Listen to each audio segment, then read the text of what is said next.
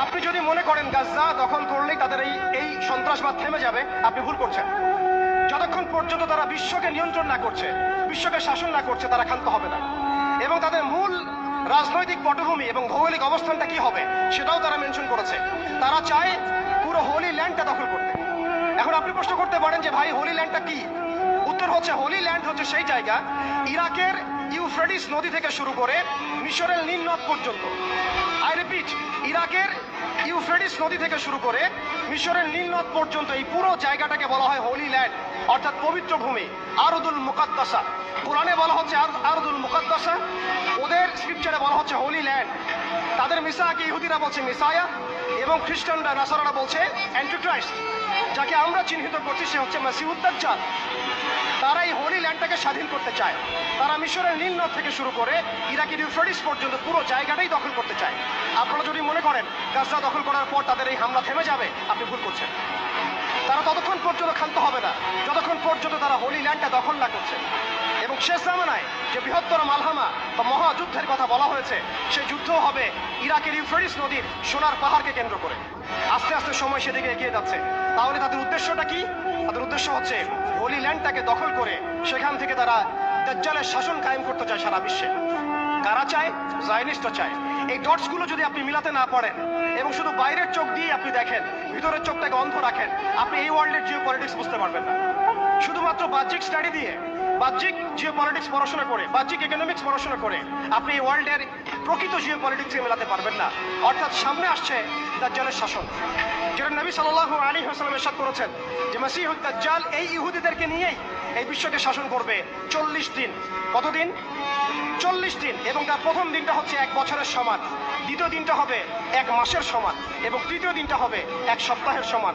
বাকি দিনগুলো হবে আমাদের দিনের মতোই। এই কথাটা আমাদের প্রিয় নবী মুহাম্মদ রাসূলুল্লাহ সাল্লাল্লাহু আলাইহি ওয়াসাল্লাম তার পবিত্র জবানে বলে গিয়েছেন বিধায় বিশ্ব এদিকে এগিয়ে যাচ্ছে।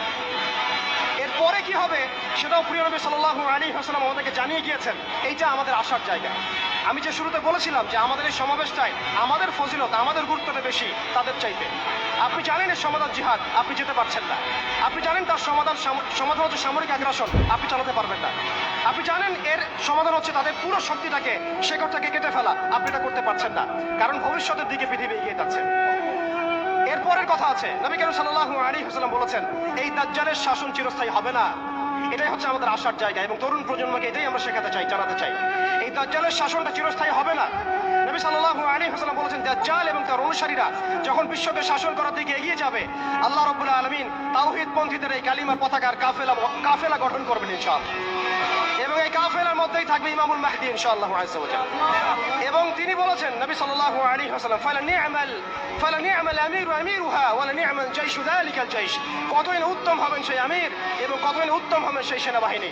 তোমরা যদি বরফের উপর সাঁতার কেটেও হয় তবুও সেই জাইশের মধ্যে যোগ দিও। এটা আমাদের সামনে আসতে যাচ্ছে। পৃথিবীর প্রত্যেকটা জায়গায় আপনি দেখবেন তাওহীদপন্থীদের কাফেলা গঠন হবে, ইসলামী রাষ্ট্রগুলো দাঁড়িয়ে যাবে ইনশাআল্লাহ। আপনি দেখেন সিরিয়া পরিবর্তন হচ্ছে, আপনি দেখেন আফ্রিকা পরিবর্তন হচ্ছে, আপনি দেখেন বাংলাদেশ পরিবর্তন হচ্ছে, আপনি দেখেন প্রজন্মের চোখের মধ্যে তাওহীদের ক্ষুধা, আপনি দেখেন প্রজন্মের চোখ জলজল করছে, তারা ঈমানের দিকে আসছে, আমলের দিকে আসছে, ইসলামের দিকে আসছে। সময়, time is closing down to the আখিরুজ জামান ইনশাআল্লাহু আযজা ওয়া জাল্লা। এখন কথা হচ্ছে ইমামুল মাহদীর বাহিনী এই দাজ্জালের বাহিনীর সাথে যুদ্ধ করতেই থাকবে, করতেই থাকবে, করতেই থাকবে, কিন্তু শেষ পর্যন্ত ইমামুল মাহদীর হাতে দাজ্জালের মৃত্যু লেখা হবে না। আল্লাহ রাব্বুল আলামিন এই মিথ্যা মাসিহকে মেরে ফেলার জন্য, ধ্বংস করার জন্য আসমান থেকে সত্যিকারের মাসিহ ঈসা আলাইহিস সালামকে পাঠাবেন এই সিনের মধ্যেই ইনশাআল্লাহ। এই কথাগুলো আমাদের অনেক ভাই বুঝেন না, অনেক ভাই জানেন না, স্টাডি করতে চান না। তারা শুধুমাত্র একটা হাইপকে কেন্দ্র করে কথা বলতে চান। বিশ্বের দিকে এগিয়ে যাচ্ছে। আমরা এখানে শুধু হাইপ তুলতে আসি নাই, আপনাদেরকে জানাতে এসেছি, বোঝাতে এসেছি যে আস্তে আস্তে বিশ্ব কোন দিকে যাচ্ছে এবং আমাদের করণীয় কি হবে। এবার আসেন, এটা ভবিষ্যৎবাণী শুধু নয়, নবী সাল্লাল্লাহু আলাইহি ওয়াসাল্লামের অকাট্য ভবিষ্যৎবাণী। তিনি বলেছেন ঈসা আলাইহিস সালামের হাতে যেই ফিলিস্তিনে আজকে মাজলুম বোনদেরকে শহীদ করা হচ্ছে, বাচ্চাদের মাথার খুলি উড়িয়ে দেওয়া হচ্ছে, আমাদের ভাইদেরকে জীবন্ত পুড়িয়ে মারা হচ্ছে, ওই ফিলিস্তিনের লিখে রাখেন আপনারা, মিডিয়া দিয়ে প্রচার করে দিয়েন, এই ফিলিস্তিনের বাবে লুত নামক জায়গায় তাদের মিসায়া, তথাকথিত মিসায়া মাসিহুদ দাজ্জালকে ঈসা আলাইহিস সালাম হত্যা করবেন ইনশাআল্লাহ। পৃথিবীর কোন শক্তি, কোন ন্যাটো, কোন ইউনাইটেড নেশনস, কোন ইউরোপিয়ান ইউনিয়ন, কোন IMF, কোন ওয়ার্ল্ড ব্যাংক, কোন সাম্রাজ্যবাদী শক্তি এই ভবিষ্যৎবাণীকে ঠেকাতে পারবে না ইনশাআল্লাহ। চেষ্টা করতে দেন। সারা পৃথিবী আপনি যদি মনে করেন